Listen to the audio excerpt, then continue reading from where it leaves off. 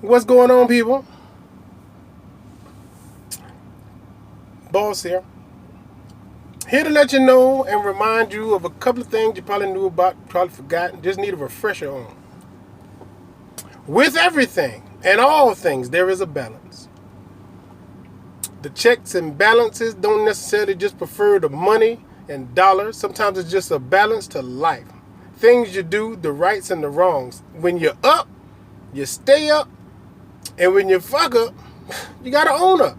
And that's real. Nobody want to hear that because they think automatically I'm in this bad situation. What's the first thing I do? Well, the first thing you got to do is remain calm and be accountable. Long time ago, when you was a churn, you used to play a game. What was the game called? The game was called hide and seek, or the game was called tag. Either of these games will give you an idea of what I'm talking about, because when it came to hide and go seek and tag, what was the first rule? To some people, the first rule was, I'm on base, I'm safe. Now, those people think like that today. The number one rule was, don't fuck up and get caught. Don't fuck up. Don't fuck up and get caught.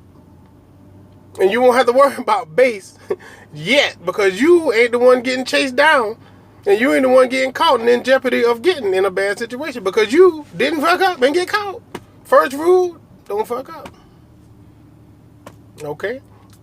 And if you do get caught and now you're it, okay, ain't but one it, ain't no multiple it's. The only it is the person that is it. And if you it, then that means you fucked up. So you be accountable for you. All you gotta do is account for yourself and your actions. That's it. Or at least start there. People can respect when you need help or you in a bad situation if you can own up to the fact that you got yourself in that spot. Don't come around everybody else mad, pissed off with argument and issue as to, hey, I got this problem and this is how you can help me. Hold up. Wait a minute. Hold up. How did you fuck up and need help in the first place? You know? I need $200 to pay my light bill, and I already spent my stimulus check, so you can let me borrow. Hold up, wait a minute, hold up. How did you fuck up $1,200 already with your bills coming in damn near roughly the same time every month? How did you fuck up? We just gonna overlook that and then just get right on down to the checks and balances of how I can help you get out of your spot, your tough spot. You not accountable for how you got there in the first place? We ain't gonna do that. We're not going to do that. We just not. And nor should we.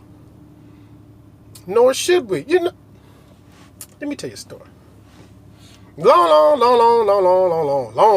time ago. Probably the 80s. There was a movie.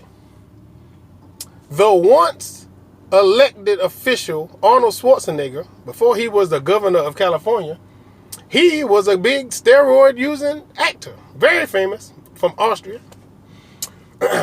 Looked so good they felt he could be in movies. He was in a movie. He was in a movie in particular because I'm going to tell you about this movie because it pertains to what I'm talking about. He was in a movie called Twins. The movie Twins was starring him and Danny DeVito.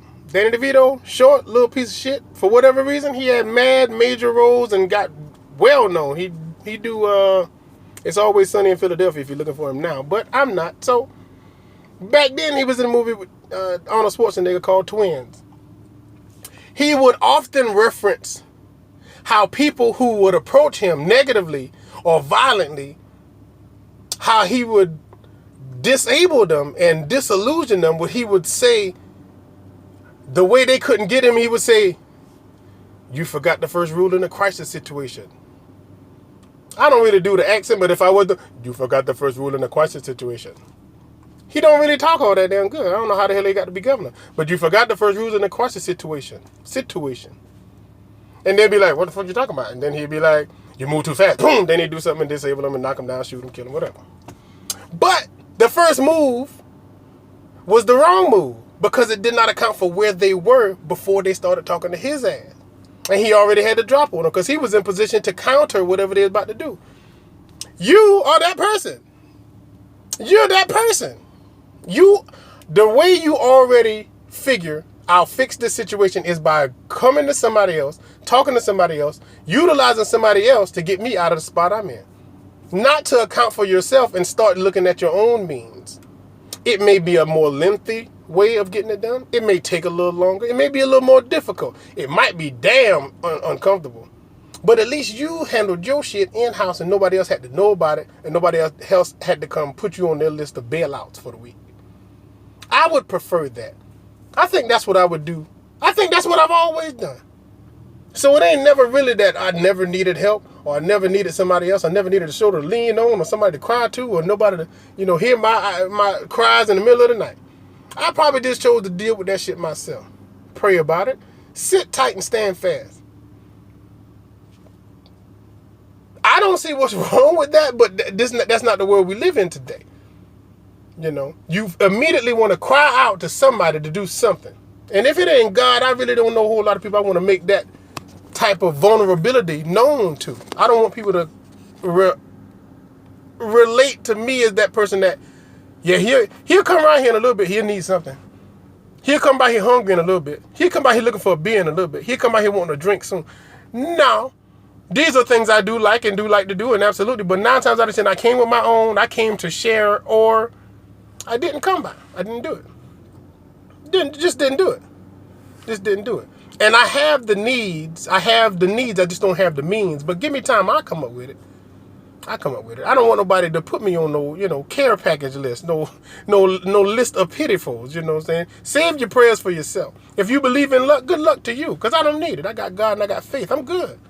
Trust me. So I'm just saying, it's principalities in this shit, Smokey. It's the principle of the whole thing. You might need help and you probably gonna get it, but you don't have to make anybody else or put nobody else in your business about it. And that's the thing. I wouldn't do that. I feel not the need to do so. So it's just a little tidbit, just a little something I want to say and share. And now that I have, I feel a little bit better about it. Me and my wife about to get into a little auto mechanics class. We got to jump off our vehicle. Somebody left an electrical component on in the car and it killed the battery. I ain't gonna say who, but it was me. I could take accountability because I fucked up. I did. Look, I'm out here now. Got jumper cable hooked up to 2 vehicles. I did that. I gotta own up, gotta man up, you know what I'm saying? I left her upstairs. And not to, talk about her like that, but you know what? She came here, and in her line of work and in her profession, she became chummy with somebody who worked in her building, and they got to be pretty good acquaintances. And normally I would be the main person to, tell somebody, stop all that chit chat. You don't need all that chit chat. You ain't got no friends. You don't need no friends. You don't need to be trying to get chummy and comfortable with nobody. You know what I'm saying? We're gonna be here for a little while and used to get close to nobody. I say that about anything damn near. It's me and you. Anybody else is really irrelevant. What's the point? It ain't blood and ain't necessary. Leave it alone. This is not that, because she could be sitting upstairs depressed. She could be sitting behind closed doors, concerned with every and anything that could be wrong in the world at large, or just her family and how they're making out. But she is upstairs talking to her new friend like an old friend, and that gives me comfort because she's cool. Any real man is going to find comfort in knowing his wife, his house, his situation, his children, his relatives all together collectively. He can say, yeah, we good, and it be the real deal. It's good because I've done everything to make sure that it is, and if it's something else, then I don't know about it. But by and large, I've taken care of everything I need to take care of, and they good. And if they're old enough, they got the instructions to follow the path and let God lead the way. And so they should be straight. And if they're not, I ain't heard nothing about it.